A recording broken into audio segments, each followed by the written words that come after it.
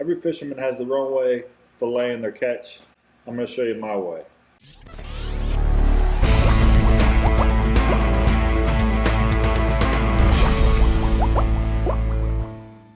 Alright, so I got myself some slab crappies here. Now what? So there's a few things you need if you're going to clean some fish. Get some nice tasty crappie or bluegill fillets.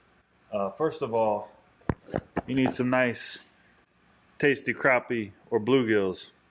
These guys I just caught ice fishing, and they are still actually kind of frozen. So that may make things a little bit trickier than would ordinarily be. The second thing you need, and this one is super important, you need good sharp knives. Makes all the difference in the world. A third thing that you need is a good workspace. Now, I spent years and years and years and years just with a piece of plywood on a bucket or the tailgate in my truck or whatever, just wherever, using that to clean fish on. I'm a lucky guy because my father-in-law happens to run a fish market, and he knows the importance of having a good quality fish cleaning station at the right height, especially if you're going to be efficient about it with any degree of speed. So one day, a nice package showed up for me. It was a gift from my father-in-law.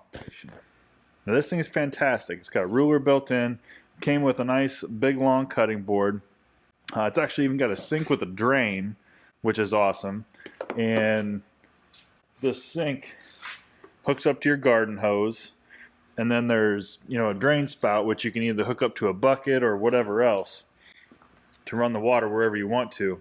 And then this part here is really cool too, because this is where you can put a plastic grocery sack and slide all of your trimmings, carcasses, etc.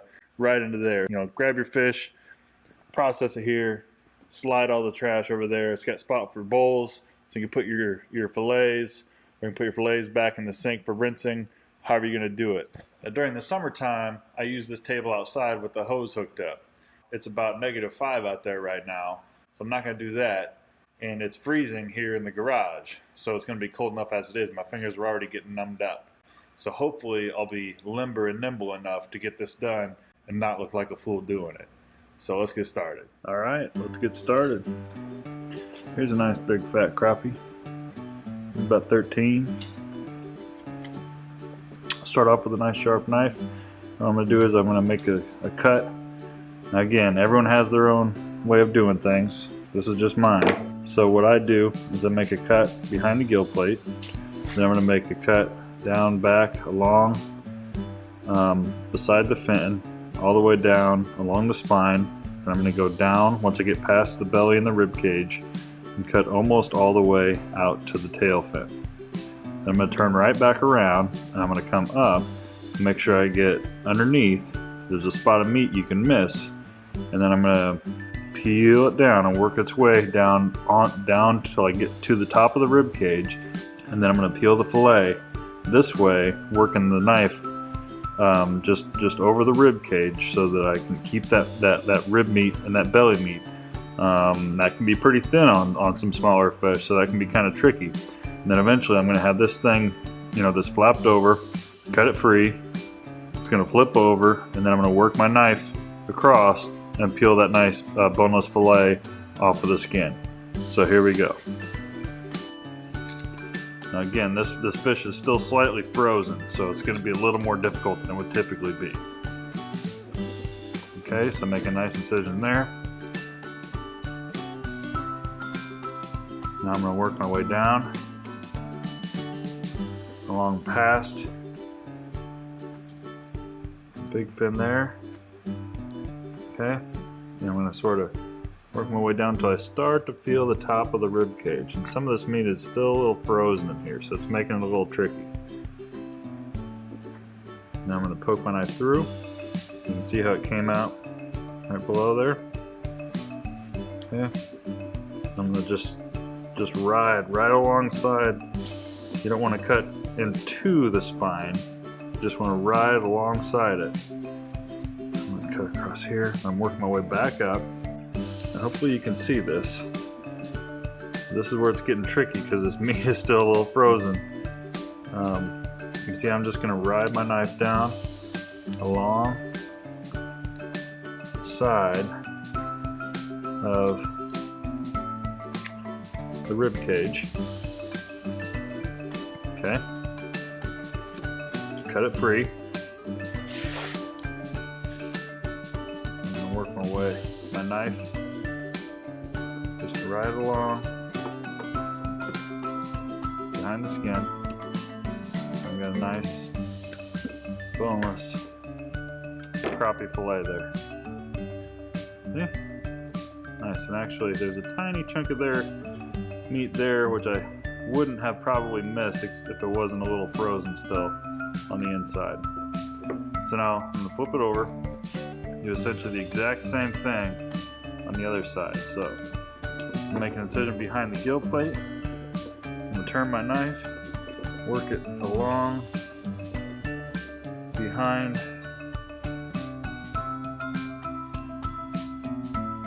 it's definitely still frozen on this side. Down to the spine. I always turn around and then come right back up and work my way down to where the ribs start to separate from the spine. And then I just work my knife slowly and gently down. Okay. I'm gonna cut, separate the fillet, flip it over. Again, work my fillet knife down, and another nice boneless crappie fillet. See, very, very negligible amount of meat anywhere left on there. So that's how I do it. Now that was in kind of slow motion, so I've got a couple more to do. And I'll just go ahead and speed it up. Well, I'll attempt to speed myself up, not speeding up the video. This is definitely tricky if your fish are partially frozen, I can tell you that.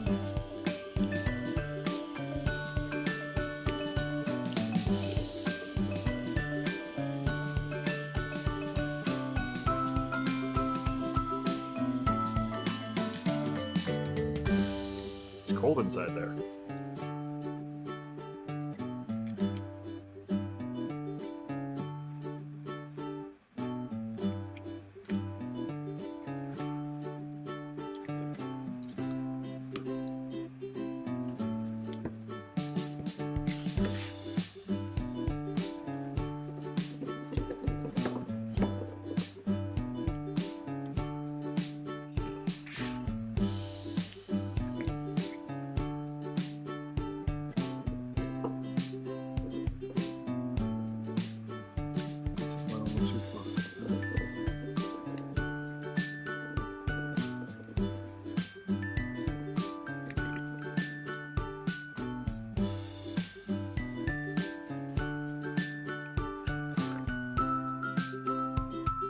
Brr, my fingers are cold. It's hard to fillet a frozen fish. I should let them thaw a little bit longer.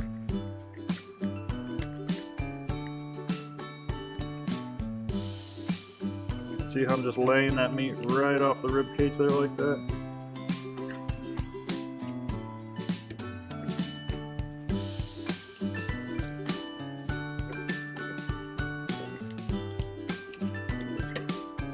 Unfortunately, these aren't coming off quite as clean in this area here. You can see because it's still a little bit frozen, but they'll cook and eat just fine.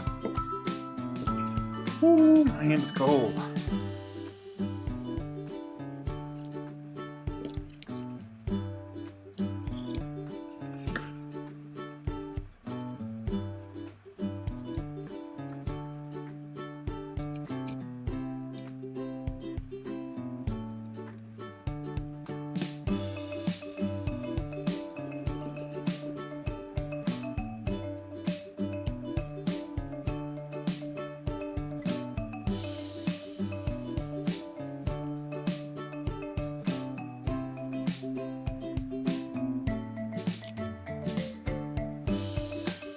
This one's a little bit less frozen.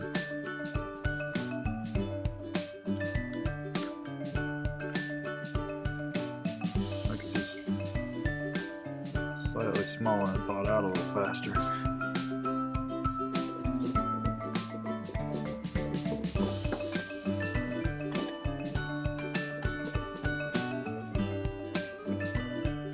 Okay, my fingers are numb.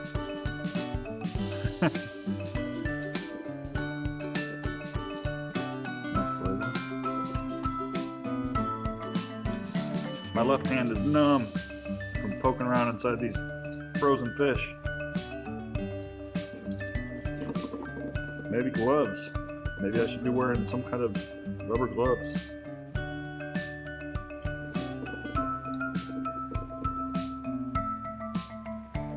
I'm usually not one for thinking ahead. Now I'm almost done.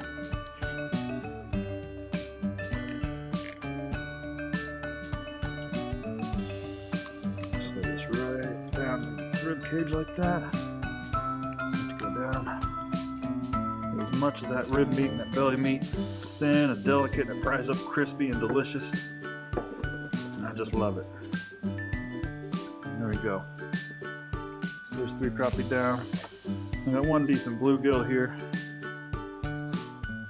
Hopefully he's halfway thawed out, but I just do the exact same thing. Exact same method with these bluegills is what I do with the crappie. And I gotta say, this is easier in warm weather. Much easier in warm weather.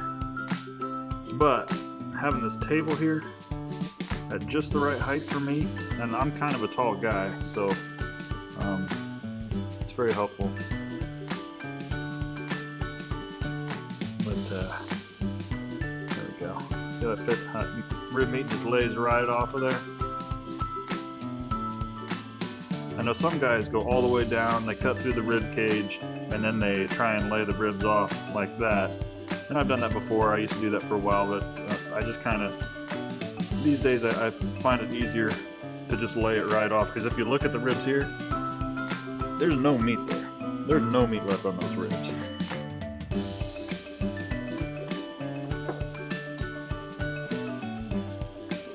If you've got a good sharp knife, you can take your whole fillet.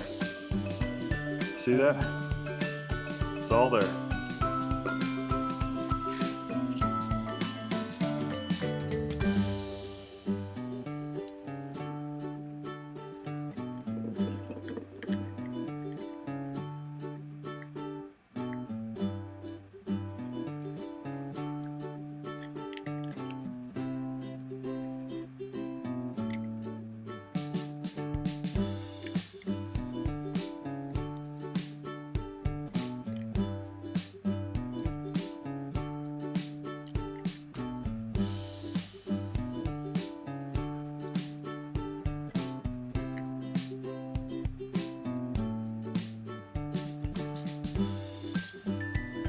That one was a little ragged, but I gotta say, my hands are completely frozen here. This is hard to do with numb fingers. So that one's not quite as clean. It'll still fry up tasty and delicious. There we go. Only took a couple of minutes. Got some nice tasty panfish fillets, some crappie and some bluegill. Maybe next time we'll show you how to cook them up. Like I said, there's 100 different ways to fillet any kind of fish. Certainly a panfish, a crappie, a bluegill, anything like that. That's my way, that's the way I do it. It's much easier in warm weather so your fingers don't get frozen. But I will say the things that are most important are to have a good quality workspace that's set up for you, especially if you're going through a large number of fish quickly. You gotta have the right size workspace at the right height. You gotta have good sharp knives. I've got these Cuda knives, and then I've also got some Wusthof knives that I really like. So I've got a good set of knives, good workbench, and so when I'm working through a full basket of panfish, when you're doing 10, 20, 30 fish, you want to be able to run this thing like an assembly line. And so that's what having a good setup like this allows you to do. If you don't already have something like this, I'm going to go ahead and put a link down in the description, so go ahead and make sure you check that out for this table or one like it. and also the knives that I use just because I like them. Maybe they'd be a good fit for you, especially this table. It's definitely a good fit for me. So I'm going to clean up here my little mess and take these fillets inside. If you like this content, if you like fishing, if you like fish, consider subscribing. Click the bell. I'll see you next time. Till then, always be fishing.